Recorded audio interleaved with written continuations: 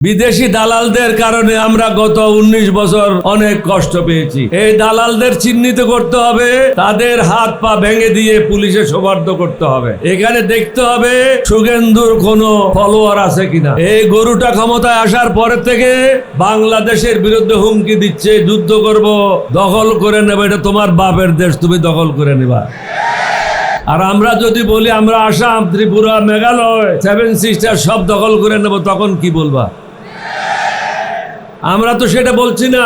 আমরা বলি যে আমাদের ঘরে আমাদেরকে শান্তিতে থাকতে দাও, তুমি তোমার ঘরে শান্তিতে থাকো, তোমার ব্যাপারে আমরা কোনো হস্তক্ষেপ করব না, এটা তোমাদের আভ্যন্তরীণ ব্যাপার। কিন্তু তোমরা প্রতিনিয়ত আমাদের আভ্যন্তরীণ ব্যাপারে হস্তক্ষেপ করে যাচ্ছ।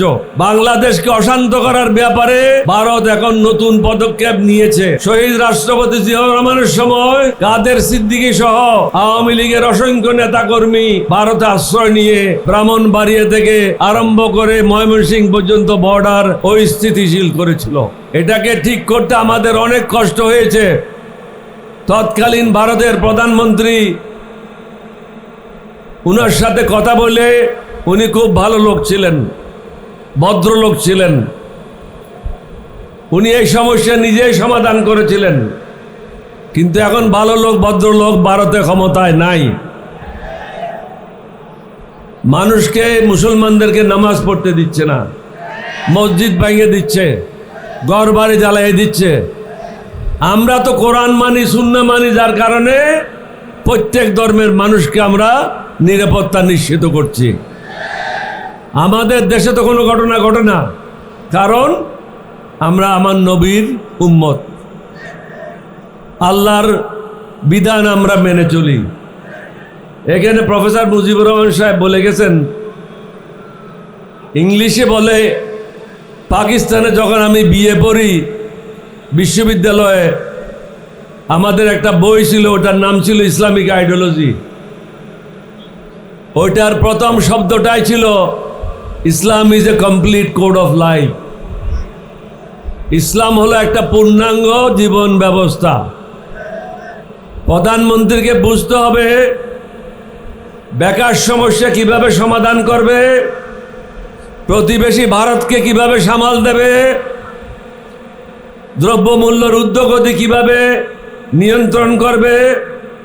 ওনার দলের লোকেরা যে চাঁদাবাজি করছে, যার কারণে দ্রব্যমূল্য প্রতিনিয়ত বৃদ্ধি পাচ্ছে, বিদেশি বিনিয়োগ আসছে না, তাদের তালিকা প্রস্তুত করে তাদেরকে কিভাবে জেলে নিক্ষেপ করবে, এটা তাদেরকে উনাকে চিন্তা করতে হবে। মাননীয় প্রধানমন্ত্রী ইদানিং কিছু কাজ করেছেন, সত্যকে স্বীকার না করা, এটা বেঈমানি করা। 2-3টা কাজ করেছেন যেটা প্রশংসনীয়, আমরা আপনাকে ধন্যবাদ জানাচ্ছি। কিন্তু আপনাকে সম্মুখে অনেকগুলি বিপদ অপেক্ষা করছে। এই বিপদ থেকে কিভাবে উদ্ধার হবেন সেটা চিন্তা করেন। প্রথম বিপদ হলো লক্ষ লক্ষ যুবক চাকরির জন্য ঘুরে বেড়াচ্ছে, প্রতিদিন বেকার সমস্যা বৃদ্ধি পাচ্ছে, বিদেশি বিনিয়োগ বন্ধ। বাংলাদেশে যে সমস্ত বড় বড় বিদেশি কোম্পানিগুলি আছে, তারাও তাদের কর্মকাণ্ড গুটিয়ে নিচ্ছে। তাহলে আমাদের ছেলে মেয়েরা কোথায় যাবে? দুর্ভিক্ষের আশঙ্কা, তৃতীয় বিশ্বযুদ্ধের আশঙ্কা, যুদ্ধের কারণে দ্রব্যমূল্যের ক্রমবর্ধমান ঊর্ধ্বগতি, জনগণ দুঃসহ জীবন যাপন করছে, যার কারণে পত্রিকা খুললেই দেখবেন প্রতিনিয়ত হত্যাকাণ্ড ঘটছে। মানুষের মনে যখন অশান্তি হয়, মানুষ যখন সমস্যায় জর্জরিত হয়, সে তখন আর ডান বাম দেখে না। আরেকটি গুরুত্বপূর্ণ বিষয় হলো, বিদেশি দালালদের কারণে আমরা গত 19 বছর অনেক কষ্ট পেয়েছি। এই দালালদের চিহ্নিত করতে হবে, তাদের হাত পা ভেঙে দিয়ে পুলিশে সোপর্দ করতে হবে। এখানে দেখতে হবে সুগেন্দুর কোনো ফলোয়ার আছে কিনা। এই গরুটা ক্ষমতায় আসার পরের থেকে বাংলাদেশের বিরুদ্ধে হুমকি দিচ্ছে, যুদ্ধ করব, দখল করে নেবে, এটা তোমার বাপের দেশ, তুমি দখল করে নেবা। আর আমরা যদি বলি আমরা আসাম, ত্রিপুরা, মেঘালয়, 7 সিস্টার সব দখল করে নেব, তখন কি বলবা? আমরা তো সেটা বলছি না। আমরা বলি যে আমাদের ঘরে আমাদেরকে শান্তিতে থাকতে দাও, তুমি তোমার ঘরে শান্তিতে থাকো, তোমার ব্যাপারে আমরা কোনো হস্তক্ষেপ করব না, এটা তোমাদের আভ্যন্তরীণ ব্যাপার। কিন্তু তোমরা প্রতিনিয়ত আমাদের আভ্যন্তরীণ ব্যাপারে হস্তক্ষেপ করে যাচ্ছ। বাংলাদেশকে অশান্ত করার ব্যাপারে ভারত এখন নতুন পদক্ষেপ নিয়েছে। শহীদ রাষ্ট্রপতি জিয়াউর রহমানের সময় কাদের সিদ্দিকী সহ আওয়ামী লীগের অসংখ্য নেতাকর্মী ভারতে আশ্রয় নিয়ে ব্রাহ্মণবাড়িয়া থেকে আরম্ভ করে ময়মনসিংহ পর্যন্ত বর্ডার অস্থিতিশীল করেছিল। এটাকে ঠিক করতে আমাদের অনেক কষ্ট হয়েছে। তৎকালীন ভারতের প্রধানমন্ত্রী, উনার সাথে কথা বলে, উনি খুব ভালো লোক ছিলেন, ভদ্রলোক ছিলেন, উনি এই সমস্যা নিজেই সমাধান করেছিলেন। কিন্তু এখন ভালো লোক, ভদ্রলোক ভারতে ক্ষমতায় নাই। মানুষকে, মুসলমানদেরকে নামাজ পড়তে দিচ্ছে না, মসজিদ ভেঙে দিচ্ছে, ঘর বাড়ি জ্বালিয়ে দিচ্ছে। আমরা তো কোরআন মানি, সুন্নাহ মানি, যার কারণে প্রত্যেক ধর্মের মানুষকে আমরা নিরাপত্তা নিশ্চিত করছি। আমাদের দেশে তো কোনো ঘটনা ঘটে না, কারণ আমরা আমার নবীর উম্মত, আল্লাহর বিধান আমরা মেনে চলি। এখানে প্রফেসর মুজিবুর রহমান সাহেব বলে গেছেন, ইংলিশে বলে, পাকিস্তানে যখন আমি বিয়ে পড়ি বিশ্ববিদ্যালয়ে, আমাদের একটা বই ছিল, ওটার নাম ছিল ইসলামিক আইডিওলজি। ওইটার প্রথম শব্দটাই ছিল Islam is a complete code of life. ইসলাম হলো একটা পূর্ণাঙ্গ জীবন ব্যবস্থা। প্রধানমন্ত্রীকে বুঝতে হবে বেকার সমস্যা কিভাবে সমাধান করবে, প্রতিবেশী ভারতকে কিভাবে সামাল দেবে, দ্রব্যমূল্যের ঊর্ধ্বগতি কিভাবে নিয়ন্ত্রণ করবে। ওনার দলের লোকেরা যে চাঁদাবাজি করছে, যার কারণে দ্রব্যমূল্য প্রতিনিয়ত বৃদ্ধি পাচ্ছে, বিদেশি বিনিয়োগ আসছে না, তাদের তালিকা প্রস্তুত করে তাদেরকে কিভাবে জেলে নিক্ষেপ করবে, এটা তাদেরকে উনাকে চিন্তা করতে হবে। আমরা কোনো সমস্যা করছি না। আমাদের বিরোধী দলের নেতা এবং আমাদের মাননীয় সংসদ সদস্যরা বলেছেন, আপনারা সত্যের পথে আসেন, ন্যায়ের পথে আসেন, আমরা আপনাদের সাথে আছি। আমরা তো কোনো আপনাদের কাছে কোনো ভবন চাই না, কোনো ব্যবসা চাই না, কোনো বাণিজ্য চাই না। আমরা চাচ্ছি শুধু মানুষের জন্য শান্তি, সুখ। সেটা কিভাবে আসবে?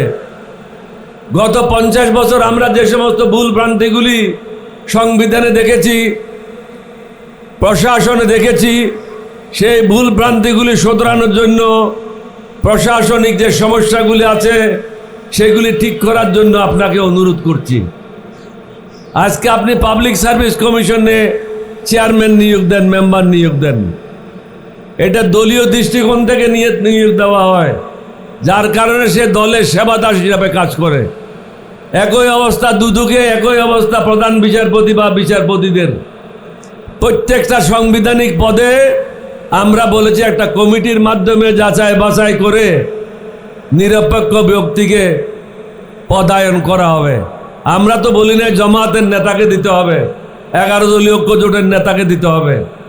আমরা চাচ্ছি যারা রাজনীতির সাথে জড়িত না, ধানের শিশুরও হবে না, পাল্লারও হবে না, ছাতিরও হবে না, অন্য কোনো প্রতীকের হবে না, সে হবে বাংলাদেশের প্রতীক।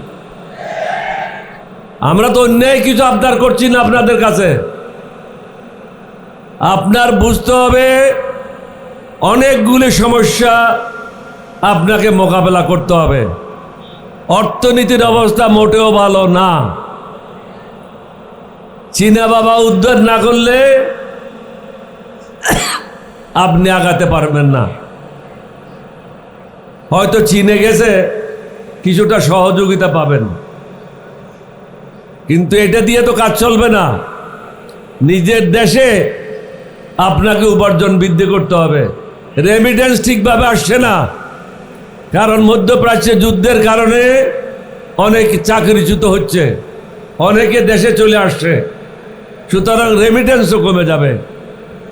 আর যাদেরকে আপনি গুরুত্বপূর্ণ পদে বসাইছেন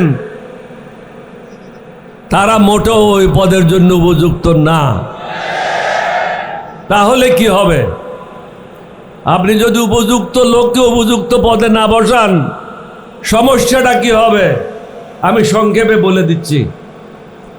আমাদের গ্রামের একটা লোক সৌদি আরবিয়া গিয়েছিল। ওখানে যখন লম্বা লম্বা জুব্বা দেখলো তার খুব পছন্দ হলো। সে বলল যে এবার বাড়ি যাওয়ার সময় একটা লম্বা জুব্বা নিয়ে যাব। আর সবাই যখন ওখানে দাড়ি রাখে সেও মনে করলো আমিও দাড়ি রাখি, লম্বা দাড়ি রাখলো।